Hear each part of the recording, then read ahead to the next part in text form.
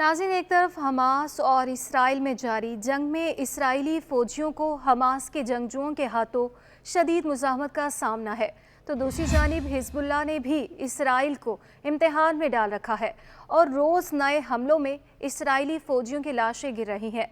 Hezbollah की जानिब से इसराइल पर ताज़ा हमलों में कई इसराइली फ़ौजी हलाक हो गए। इसराइली फ़ौजी और रेस्क्यू सर्विसेज के मुताबिक जनूबी लेबनान के इलाके से इसराइल की हदूद में दागे गए टैंक शिकन मिसाइलों के ताज़ा हमले के बाइस कम अज़ कम 1 दर्जन से ज़ायद इसराइली ज़ख्मी हुए हैं। हिज़्बुल्लाह का कहना है कि ज़ख्मी होने वाले शहरी नहीं बल्कि इसराइली फ़ौजी हैं। खबर रसां इदारे एसोसिएटेड प्रेस के मुताबिक ताज़ा हमलों के बाद इसराइल लेबनान सरहद पर कशीदगी में मज़ीद इजाफा हुआ। याद रहे कि इसराइल के वज़ीर दिफा योव गैलेंट ने अपने एक हालिया बयान में हिज़्बुल्लाह को मुतनब्बे किया था कि वो इसराइल लेबनान सरहद पर कशीदगी को मत बढ़ाएं, लेकिन गज़ा में इसराइली बर्बरियत के बाद हिज़्बुल्लाह ने इसराइल फ़ौजियों को अपने निशाने पर रख लिया। गैलेंट ने इसराइली टेलीविज़न चैनल से नशर होने वाली एक वीडियो में फ़ौजियों से खिताब करते हुए बताया था कि हिज़्बुल्लाह लेबनान को एक ऐसी जंग में घसीट रहा है जो किसी भी वक्त शुरू हो सकती है। उनका कहना था कि हिज़्बुल्लाह गलतियां कर रही है और वो लोग जो इन गलतियों की सबसे पहले कीमत अदा करेंगे वो लेबनान के शहरी हैं।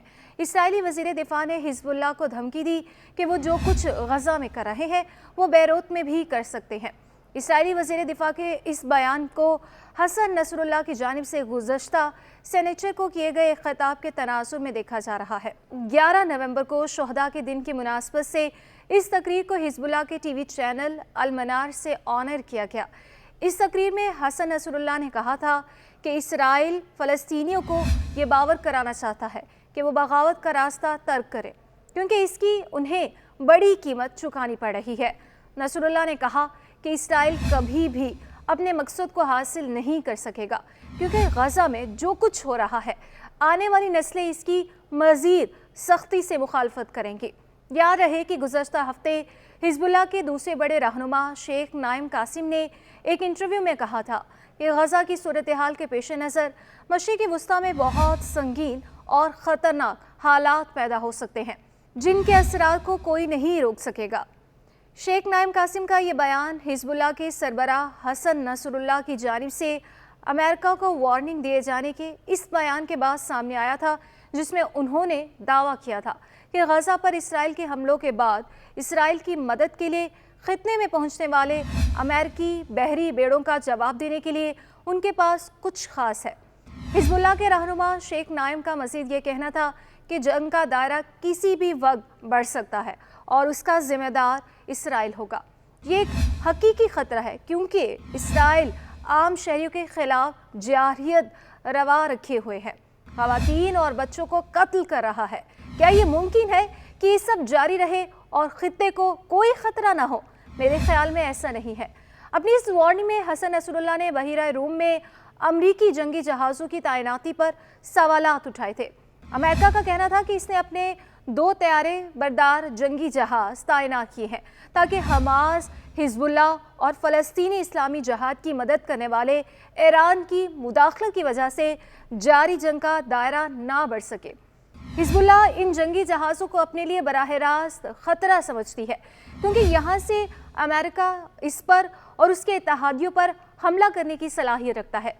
हसन नसरुल्लाह ने अमेरिका को खबरदार किया कि हम मशरिक़ वस्ता में अमेरिकी बहरी जहाज़ों से ना कभी डरे हैं और ना ही कभी डरेंगे।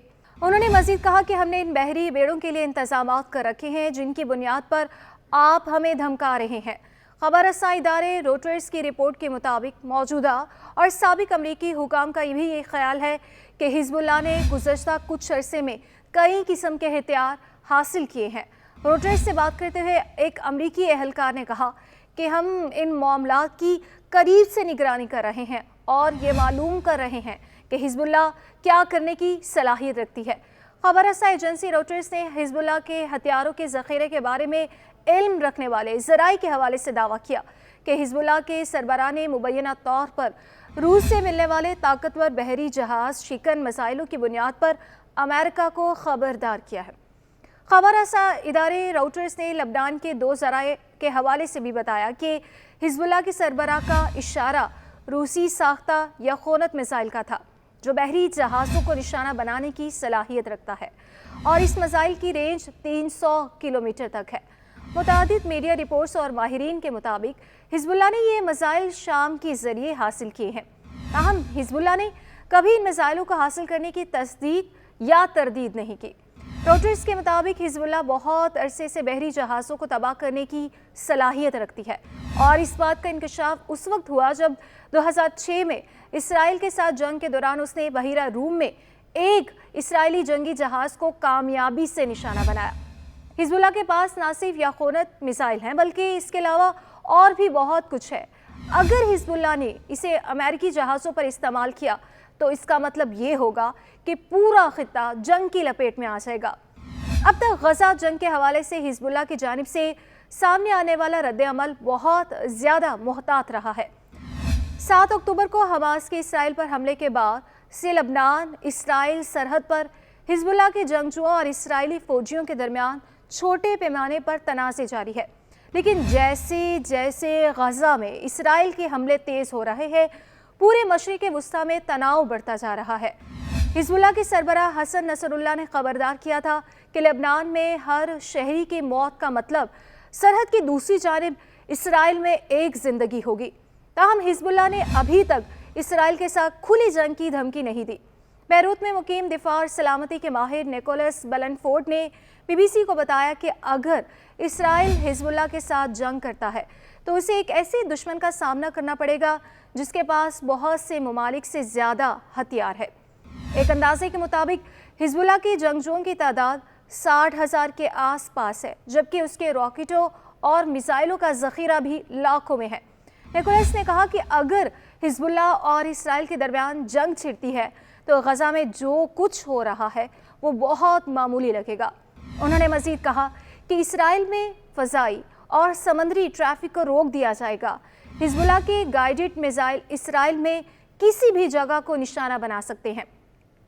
اب تک حزب اللہ بنیادی طور پر اسرائیلی فوجی اڈوں کو نشانہ بناتی رہی ہے۔ یاد رہے کہ اتوار کو جنوبی لبنان میں اسرائیلی فضائی حملے میں ایک خاتون اور 3 بچے مارے گئے۔ جواب میں حزب اللہ نے روسی ساختہ گراڈ راکٹ فائر کیا جس سے ایک اسرائیلی شہری ہلاک ہو گیا تھا۔